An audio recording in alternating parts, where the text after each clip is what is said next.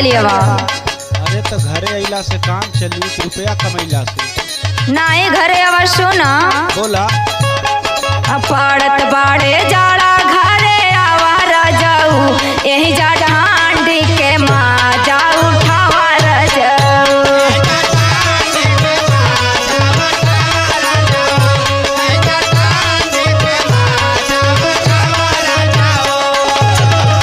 हे उठावा रजाऊ हो उठावा रजाऊ हे उठावा रजाऊ हो उठावा रजाऊ यही जा ठांडी के माजा उठावा रजाऊ।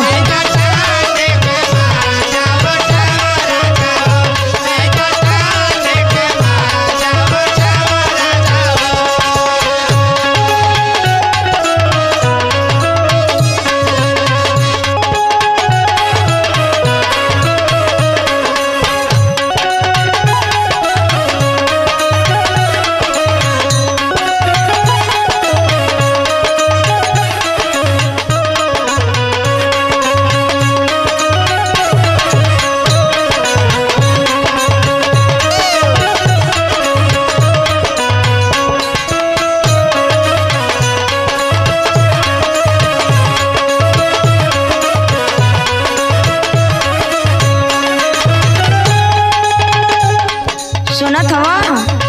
सुना तो है हो, लेकिन अब का बताए कि ऐसा बात कहत है कि हमके कुछ ना समझ में आवता।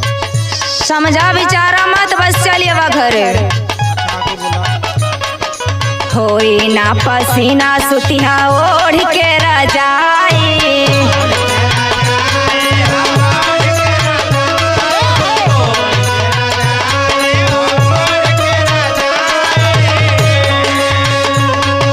मनावा के मनसा तोहरो पुराई।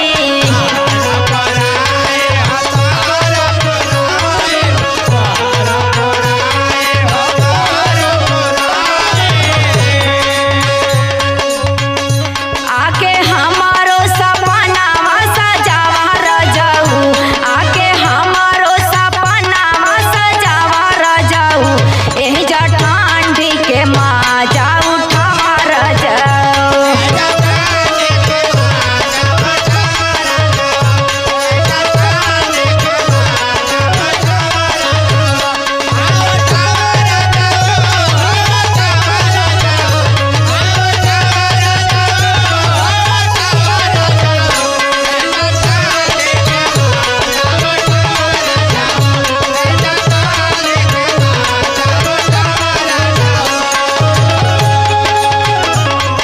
जानत हवा का हो?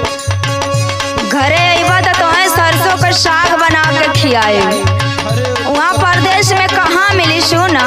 बोला। तोहा के खियाई पिया सरसों के सागवा।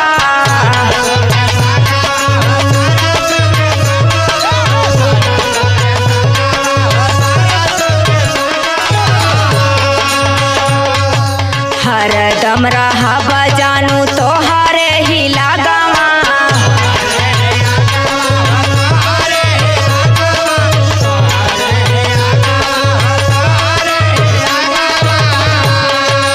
अब नाही हमके ताड़ा पावा रजाऊ अब नाही हमके ताड़ा पावा रजाऊ यही जा ठांडी के माजा उठावा रजाऊ।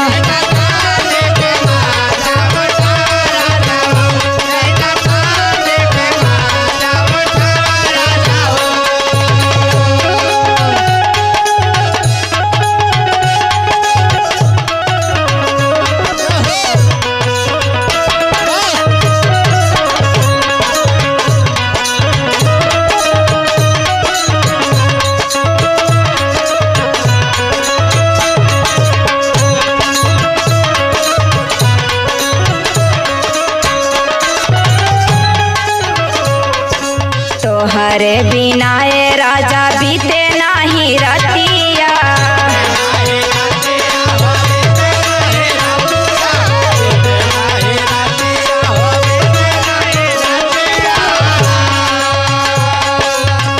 तोहरे बिना एकदम पहाड़ हो गइल बारात। अरे का करी भी सुना सुनावा। तड़पे जवानी राजा माना मोरी बत